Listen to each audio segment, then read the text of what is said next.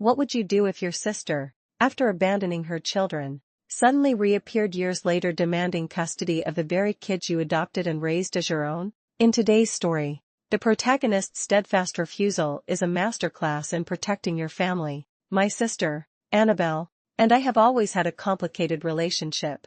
When she was 18 and I was 21, Annabelle got pregnant and had a daughter, whom we'll call Sophia. The initial joy of a new baby quickly faded as Annabelle developed what we strongly suspected was postpartum depression. She never received a formal diagnosis because she flat out refused any form of therapy or professional help.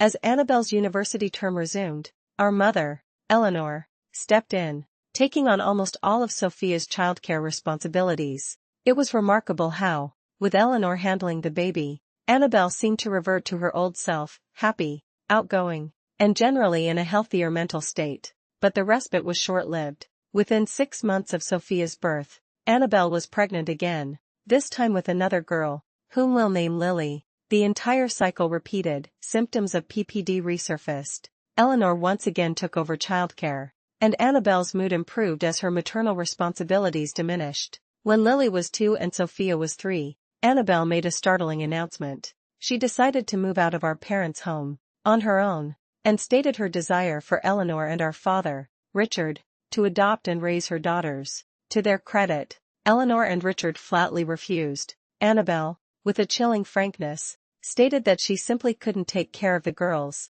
She had her own life to live, and being a parent, she declared, made her miserable. My husband, David, and I already had 4 children of our own, but we had grown incredibly fond of Sophia and Lily. We had the resources and the space for 2 more, so we offered to take them in. Annabelle readily agreed, and we legally adopted both girls before she moved about 8 hours away. It's been roughly 5 years since then, and the girls are thriving. It was undoubtedly a rough adjustment at first, blending 2 families and helping Sophia and Lily settle into a new routine, but we are now a stable, loving, and healthy family unit. Sophia is now 8, and Lily is 7. Then, a month ago, the past resurfaced.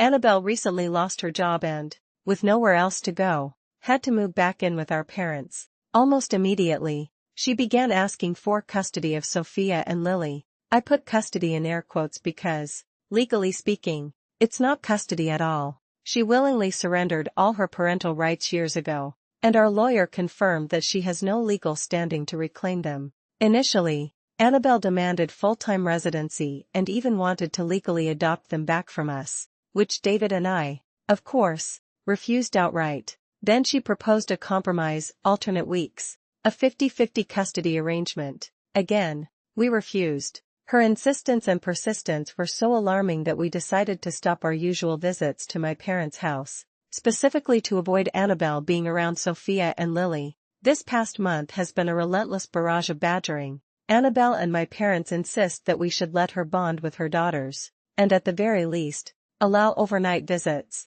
Their argument centers on Annabelle's past PPD, claiming she's now ready to be a parent after 5 years.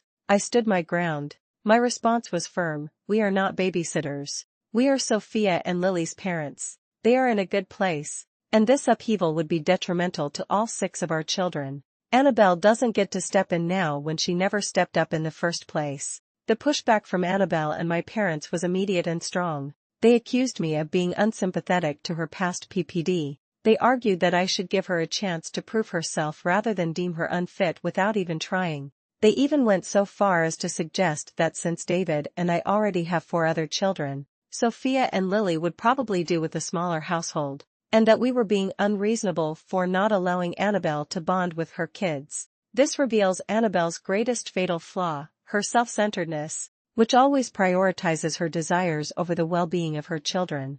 NTA, and please stand your ground. One online commenter, Fact Bears Eat Beats, wrote, echoing my own conviction, you have provided those 2 little girls with a stable, loving family for the last 5 years. You are genuinely the only true mom and dad they've ever experienced, and it is so unfair of your sister and parents to expect you to relinquish custody of your daughters whom you have raised without any support or help from Annabelle. This was exactly what David and I felt.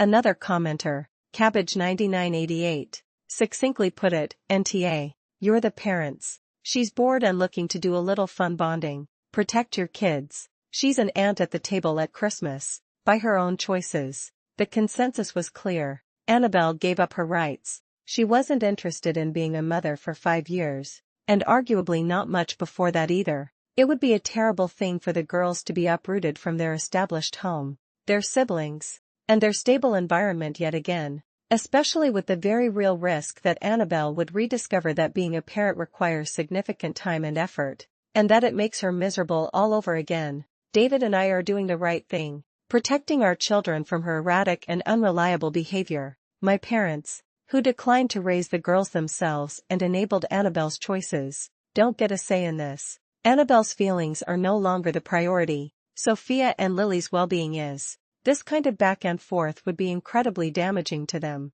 The core lesson here is that parental responsibility is a profound commitment, not a temporary convenience. What do you think? How far would you go to protect the stability and happiness of children in your care?